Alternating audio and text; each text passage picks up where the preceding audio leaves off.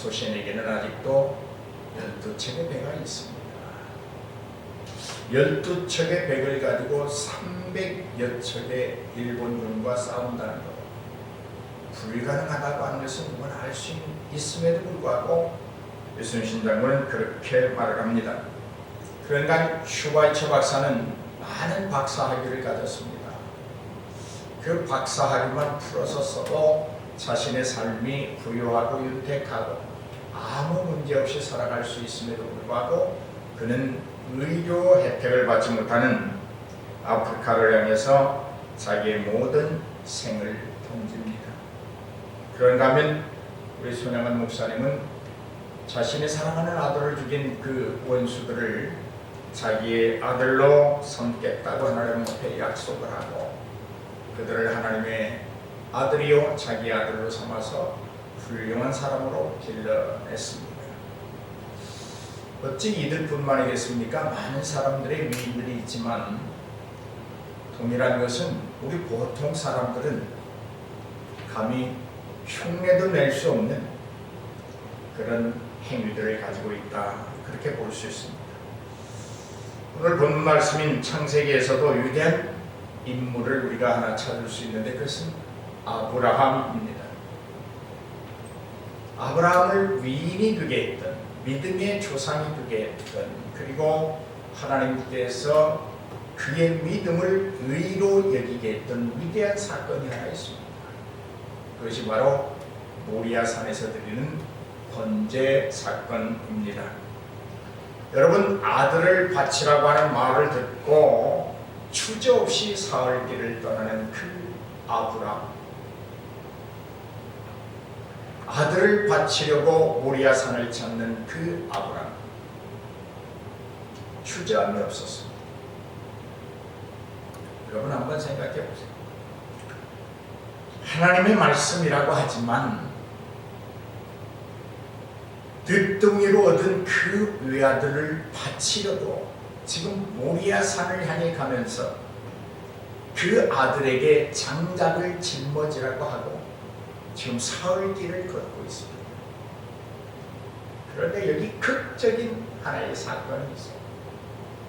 그 장작을 짊어지고 모리아산을 아버지를 따라서 하나님께 제사하러 가자고 하는 아버지를 따라서 가는 이삭이 아버지에게 묻습니다. 아버지, 가만히 보니까 우리가 하나님 앞에 제사 드리기 위해서 장작은 있는데 아니 제물로 드릴 양이 없잖아요. 그건 어디 있습니까? 여러분, 아브라함은 알고 있잖아요. 제물이 어떤 것인가 알고 있잖아요. 자기가 100살에 극적으로 얻었던 그 아들이 제물이라고 하는 사실을 알고 있어요. 그런데 그 아들이 그 아비에게 물었을 때 여러분, 그 아비의 심정을 한번 생각해 보셨습니까? 그냥 참 위대하다, 그렇게 그냥 지나가는 건 아닌가요? 저는 이 말씀을 준비하면서 하나님이 나보고 우리 성현이, 그 하나밖에 없는 우리 성현이를 제물로 바치라고, 여기 대전에 여기 산 유명한 데가 뭐예요? 보문산에 올라가서 제물로 바쳐라 그러면 하나님 차라리 나의 죽이시오, 막 그러지 않을까? 그런 심정이지 않을까? 여러분, 아브라함은 아비로서의 고통과 그 고뇌를 감수합니다. 남편으로서도 이제 자식 이삭을 제물로 바치고 돌아오면 아내가 물을 거예요. 아니, 당신과 함께 갔던 아들이 어디 있습니까? 남편으로서 겪어야 되는 그 고통과 고뇌를 온전히 가슴에 안고 감수해내고 있습니다. 묵묵히 모리아산을 향해서 두고 걸어라. 하나님 제1주의 절대적인 믿음은 바로 이런 것이다 하는 사실. 어떠한 상황에서도 어떠한 말씀이 주어진다고 할지라도 우리가 선택할 수 있는 답안지는 오직 하나뿐입니다. 그것은 순종이라는 답. 이 순종을 이루기 위해서 담당해야 되고 감수해야 하는 것들은 어쩌면 아브라함은 내가 하나님께 부름받은 사람으로 너무나도 당연한 것들이야. 아프지만 견딜 수 없는 고통이겠지만 이것은 내가 감수해야 되는 믿음의 사람으로 하나님의 부르심을 받은 사람으로 당연한 것이야 라고 하는 그 믿음, 그 믿음을 하나님은 의로 여기셨습니다. 저는 그렇게 생각합니다. 오늘 이런 위대한 믿음이 우리의 몫이 되었으면 좋겠습니다. 아멘. 여러분, 모리아산에 도착했습니다. 이삭을 꽁꽁 묶어서 장작불 위에 놓고 이제 칼을 들어 이삭의 목을 베어 제물로 드리려고 하는 순간 하나님께서 긴급히 아브라함을 불렀습니다. 그리고 네 뒤를 돌아보라고 말합니다. 뒤를 돌아봤더니 숯불에 걸려있는 수량 한 마리가 걸려있습니다.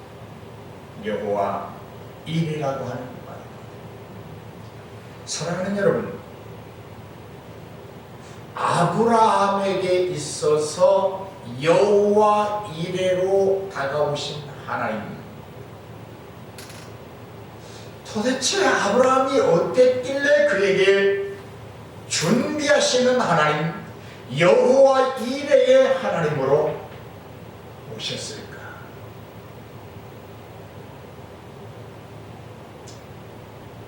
아브라함에 찾아오신 여호와 이레의 하나님은 아브라함이 겪어내고 있는 그 고통을 감내하고 있는 아브라함, 아픔과 슬픔을 능히 감수하고 있는 아브라함의 그 절대적인 순종의 믿음의 결과물이라고 생각합니다.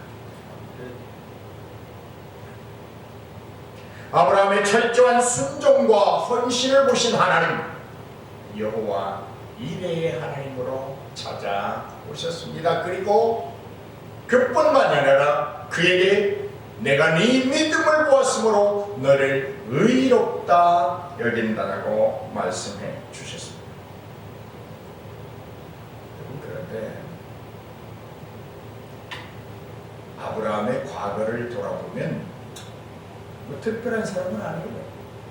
그저 우리와 별반 다른 게 없는 사람이에요. 애굽에 갔을 때 일입니다.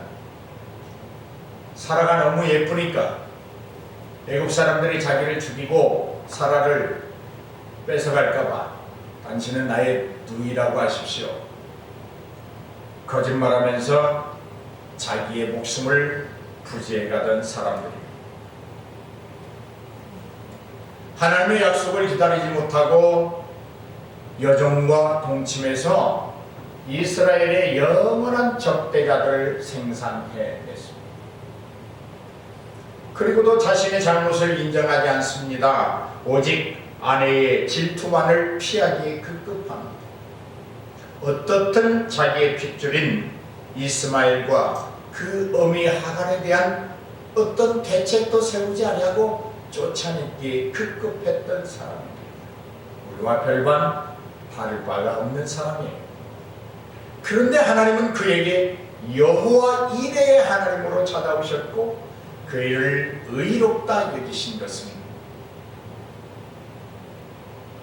오늘 우리가 선택할 수 있는 오직 하나의 답안지, 어떠한 환경 속에서도 어떤 말씀이 주어질 때에도 오직 순종만이 내가 할 수 있는 일이라고 하는 이 고백되어진 믿음의 행위, 그것이 가지고 온 결과인 줄로 믿습니다.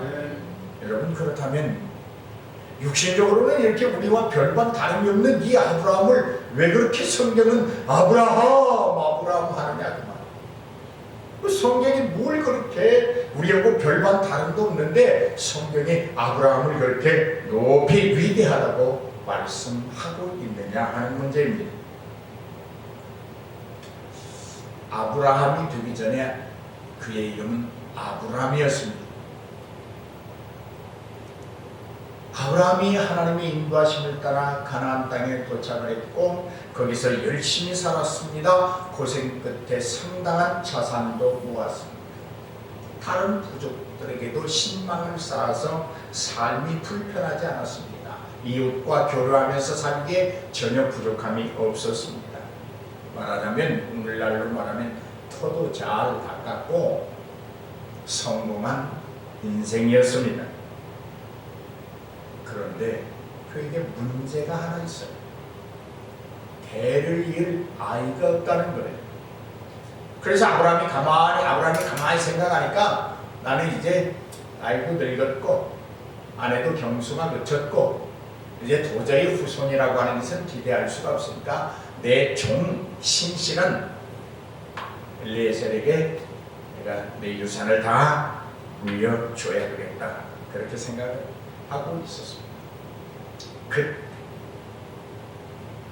지금 아브라함은 나는 이제 육신적으로 아무것도 할 수 없다고 포기하는 끝. 기억하십시오. 우리가 하나님 앞에서 내가 무엇인가 할 수 있다고 할 때는 하나님은 우리를 지켜만 보십니다. 그러나 하나님, 나는 아무것도 할 수 없습니다. 오직 하나님의 절대적인 권능과 능력이 필요합니다 라고 고백되어질 때 하나님은 임재하시는 줄로 믿습니다. 그때였어요. 내는 이제 내게서 후손을 얻어 이건 절대적으로 불가능한 거야. 나는 육신적으로 아무것도 할 수 없어 라고 포기하는 그때에 하나님이 아브라함을 끌고 밖으로 나갑니다. 야 아브라함아, 고개를 들어서 하늘을 봐. 별이 얼마나 되냐? 하나님은 자상하시니까 아마 그렇게 부르셨을 거예요. 성경은 간략하게 기록하고 있지. 예, 하나님 엄청나게 많네요. 셀 수 없습니다. 그래, 어디 다시 한번 보여. 예, 하나님 또 봐도 셀 수 없도록 많습니다. 그러냐?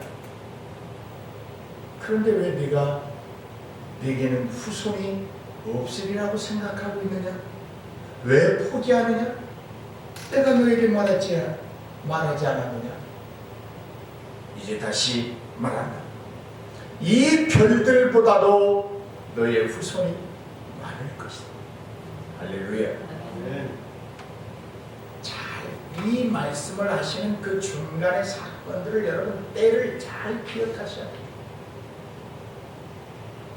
나는 이제 내게서 후손이라고 하는 것은 기대할 수 없고 육신적으로 나는 다 했어. 이제 내 육신이 쇠하였기 때문에 죽을 날만 기다리다가 내가 죽게 될 순간에 엘리에셀이라고 하는 나의 종에게 내 유산 다 물려주고 갈 거야. 그 후손에 대한 포기를 했습니다.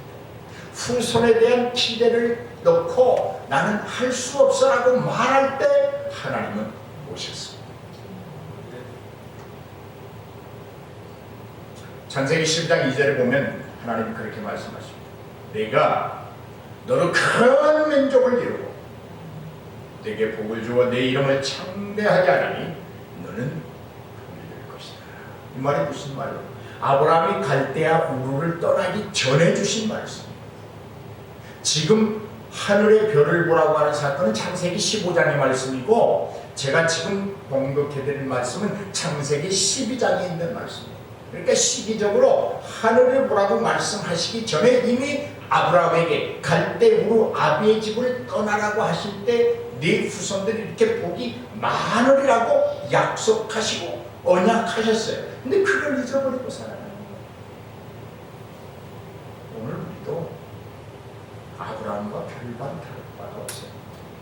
하나님은 이미 여러분에게 염려하지 마라. 아멘. 내가 너와 함께 하리라. 내가 너를 지키리라. 너는 내 것이야. 절대로 단 한 번도 한순간도 언제라도 너를 세상에 빼앗기지 않을 거야 약속하셨어요. 그런데 불행하게도 우리 한국 교회가 그 조그마한 세균 앞에 벌벌 떨고 있습니다.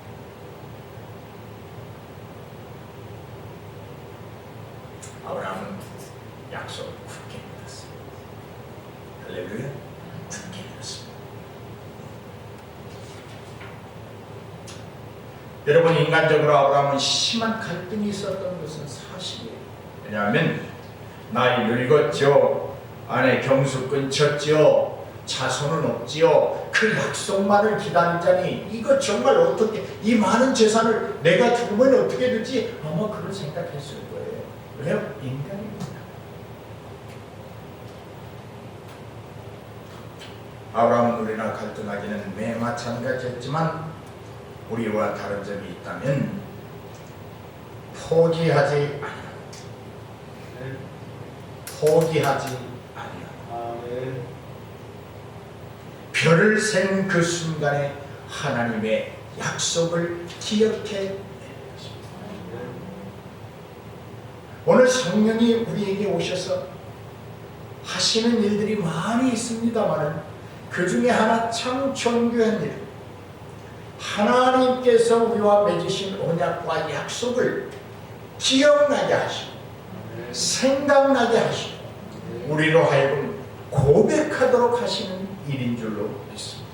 이런 성령의 역사, 아브라함에게 역사하셨던 그 성령이 오늘 우리에게도 역사하실 줄로 믿습니다. 아멘. 아브라함은 아마 이런 믿음이었어요. 하나님 앞에서 이것저것 이렇게 저렇게, 이순재 씨인가요? 광고하는 그 광고처럼 묻지도 따지지도 않았어요. 삶의 꼼수를 부려보려고 엘리에셀을 생각해봤지만 하나님의 말씀을 듣는 순간, 하나님의 말씀이 다시 자기에게 임하는 순간 그 말씀을 믿었습니다.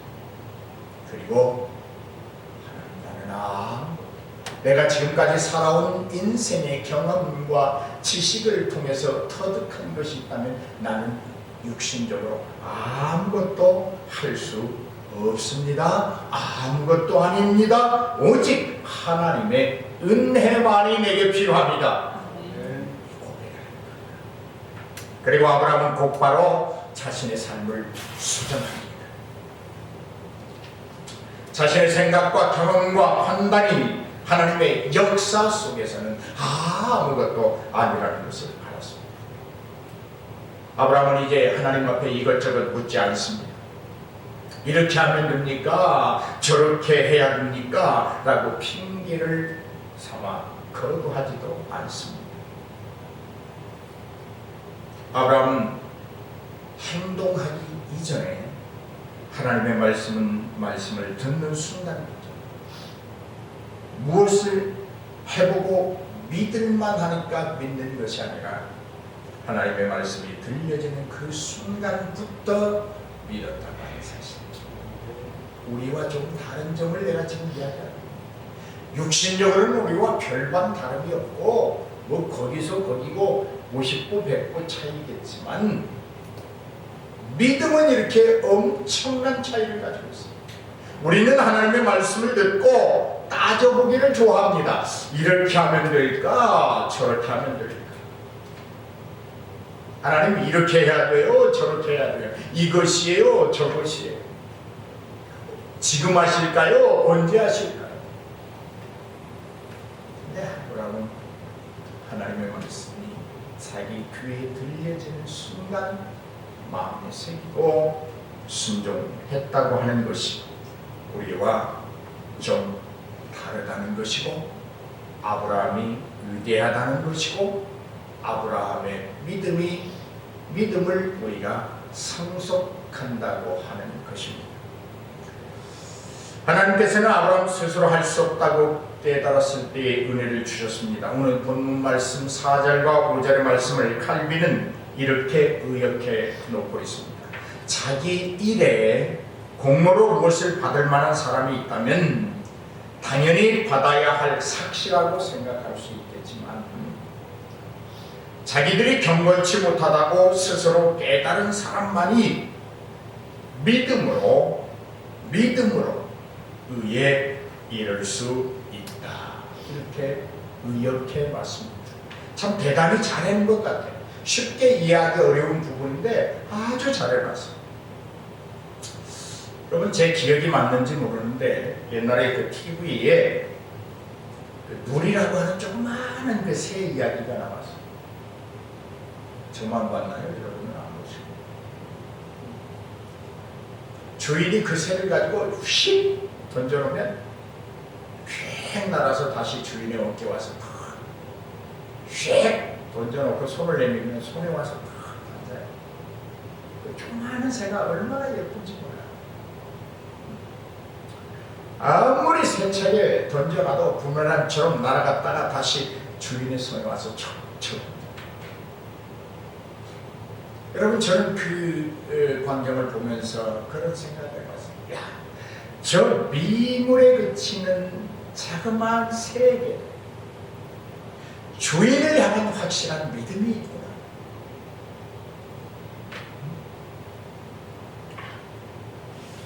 내 주인이 나를 아무리 공중에 던져도 나는 주인에게로만 돌아가야 된다. 왜? 주인은 나를 먹여주고 길러주고 돌봐주기 때문이라고 하는 믿음을 가지고 다시 주인에게 돌아오는 거예요. 그리고 어디를 주인이 가든지 어깨나 머리나 손등에 올라앉아서 믿고 따라다니는. 그래서 오늘도 그 주인은 그 작은 새를 다 목욕시키고 잘 예쁘게 해서 자기 침대에 눕히고 함께 자기 들고. 사랑하는 여러분, 우리 하나님 믿고 따라다니는 아브라함에게 은혜를 베푸신 것처럼 오늘 우리 하나님을 확신하고 하나님의 권능과 능력을 의지하는 우리들에게도 여호와 이레의 하나님으로, 아멘, 우리 후손들에게 수많은 복과 은총으로 임하실 줄로 믿습니다. 아멘. 여러분, 터키에서 일어났던 일인데요, 터키는 왕국입니다. 왕국. 아직도 많이 있잖아요. 왕이 어느 날 우리나라 임금들의 그 행차처럼 궁을 나와서 이렇게 서민들의 삶을 살펴보러 나가는 것처럼 왕이 궁을 떠나서 백성 앞에 이렇게 쭉 갑니다. 그런데 어떤 사람이 왕의 행렬을 더 막고 왕에게 하소연을 합니다. 뭐 조그마한 여인이 엎드려서 하소연을 하니까 왕이 그 진행을 멈추고 다 듣습니다. 그 여인이 이렇게 말합니다. 폐하, 어제 저녁에 어떤 사람이 저희 집에 와서 제 물건을 싹 훔쳐갔습니다. 이제 나는 어떻게 살아야 됩니까? 그 범인을 꼭 좀 잡아주십시오. 왕이 이렇게 묻습니다. 여인이요, 어째 물건을 가지고 그렇게 깊이 잠이 들었단 말입니까? 도둑이 와서 다 가져가도록 몰랐다는 말입니까? 그러니까 이 여인이 그렇게 대답합니다. 폐하, 저는 폐하를 믿고 잠이 들었습니다. 폐하는 늘 깨어서 백성을 보살펴 주시는 분이시기 때문에 나는 폐하를 믿고 잠이 들었습니다. 그 예를 들은 왕이 이 백성에게 잃어버렸던 것보다도 더 갑절로 충분히 채워주어라. 이것이 하나님이십니다. 이게 하나님의 심정이십니다. 우리가 모든 것을 다 잃어버렸다고 할지라도 지금 이 순간 하나님 앞에 나와 하나님, 나는 하나님을 의지하고 살았습니다. 내가 지금 다 잃어버렸지만 하나님은 언제나 나를 지켜주시는 하나님이라고 하는 확신하는 믿음을 가지고 살았습니다. 고백할 때 하나님, 당신이 부르신 천사들을 통해서 얘들아, 저 예수 소망교회에 있는 아무개를 다 채워줘라.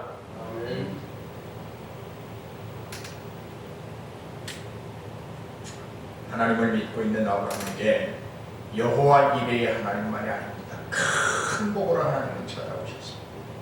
약속대로 상속자들이 큰 복을 받았고, 그 상속자의 대를 이삭과 야곱과 그리고 다윗과 요셉과 예수 그리스도를 거쳐서 오늘 우리에게까지 임한 줄로 믿습니다. 여러분, 이 상속자 믿음의 후손에게서 메시아가 오셨고, 아브라함의 믿음에서 시작되어서 예수님이 그렇게 말씀하십니다. 요한복음 8장 56절에 너희 조상 아브라함은 나의 때 볼 것을 즐거워하다가 보고 기뻐하였느니라. 언젠가 오실 메시아의 때를 기다리면서 조상 아브라함은 기뻐했다고 하는 말입니다. 믿음의 상급이며 상속자의 복된 이야기를 기록하고 있는 것입니다. 더 붙여본다면 요즘 같은 시기에 기뻐할 것이 없는 이때에 우리가 항상 기뻐할 수 있으니 바로 주님의 때에 이루어질 일들을 미리 볼 수 있기 때문인 줄 믿습니다. 이 믿음은 하나님께 묻거나 거부하지 않습니다. 말씀을 온전히 믿은 그 믿음입니다. 여러분, 믿음은 반드시 꼭 행동을 요구합니다. 믿음의 성질은 가만히 있게 하지 못해요. 하나님의 전을 그리워하게 만듭니다. 하나님 만나기를 사모하게 만듭니다. 믿음은 생동력을 가졌기에 움직이게 만듭니다. 자라나게 합니다. 열매 맺게 합니다. 인생의 꽃이 아름답게 피도록 만들어줍니다. 그러므로 믿음이 있는 자는 움직일 수밖에 없습니다. 일할 수밖에 없습니다. 아브라함처럼 행동하기에 앞서서 자기의 마음판에 믿음을 새겨야 합니다. 자기의 생각 속에 믿음을 심어야 합니다.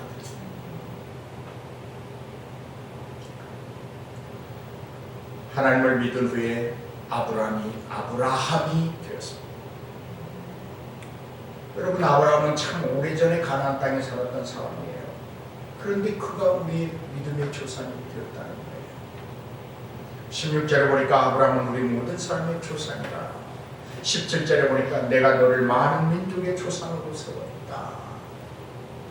하나님이 그렇게 하셨대요.